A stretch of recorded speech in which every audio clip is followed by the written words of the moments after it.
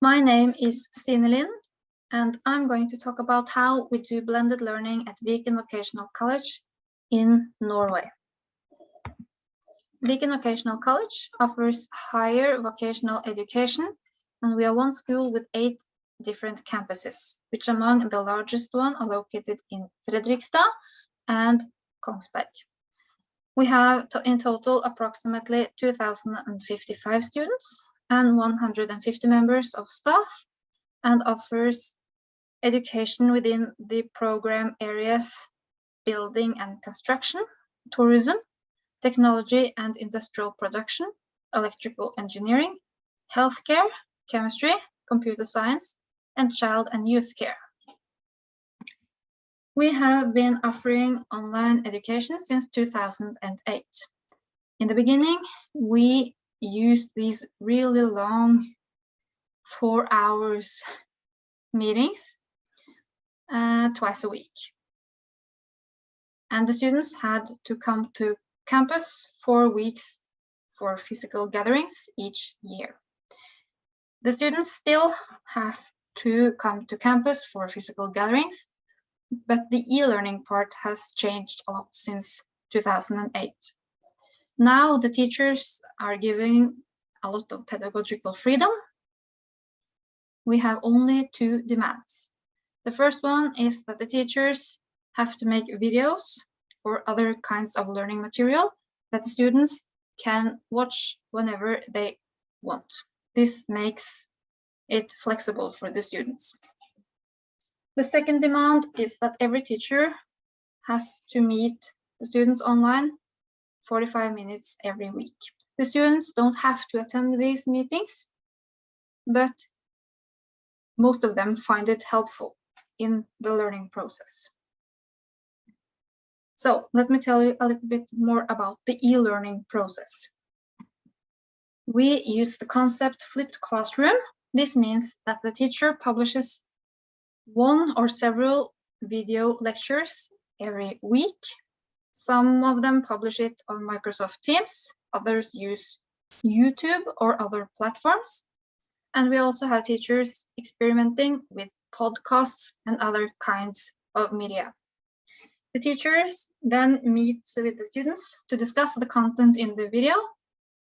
And during these meetings, the focus is on activating the students. Students should solve tasks, discuss or ask questions, not just sit and listen to the teacher. We also have experienced that it's important with structure in this kind of learning process for the students. They need clear information and they need to know how they are going to use the videos. They need to know where to find them, and they need to know when the videos are published. We also have some advices we give the teachers when they are going to make videos. We say that they should be short. It's easier for the students to find 5 minutes to watch a video than, for instance, an hour. The videos should be simple. It's easier to replace a video when it gets outdated if it's easy to make a new one than if it demands a lot of editing and takes a lot of time to make. The teachers also have to publish the video some days before the digital meeting with the students. This makes sure that the students have the time to watch the video before the meeting with the teacher. And it's quite important that they have seen the video first. We also offer other digital learning activities. The online meetings I've already mentioned, but we also do activities such as digital labs. For instance, the students can do simulations on their own computers, and we also have teachers who send home lab kits to the students so they can do the tasks at home. The school also focuses a lot on group work, also for the students studying online. They use, for instance, Microsoft Teams to arrange meetings between the students, and they write together in the same document so they can hand in tasks that they have been working on together. The on-site learning part mainly consists of physical gatherings. On the physical gatherings, we focus on activities that are difficult to carry out online. For instance, advanced laboratory tasks, which demands more space than most of the students have at home, or more advanced equipment. The students also do physical presentations during these physical gatherings. And some of the students also have practical projects, which makes it easier to assemble the parts when they are together. Our experience is that these physical gatherings are important for the students to get to know each other and create close relations.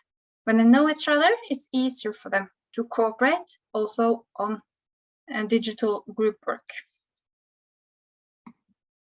Students studying online often have to be assessed in another way than the campus students. We use digital tests in, for instance, Microsoft Forms. The students have oral presentations, for instance, on the physical gatherings, but also in online meetings where they can make videos. The students also have hand-ins and oral tests and home exams. And sometimes we use a combination of these methods of assessment. For instance, they have a written hand-in and then an oral test afterwards. This is how we do blended learning in Viken Vocational College. We are looking forward to sharing our experience with the other partners in the BlendVET project, and of course to learn a lot about how all the other partners are doing this.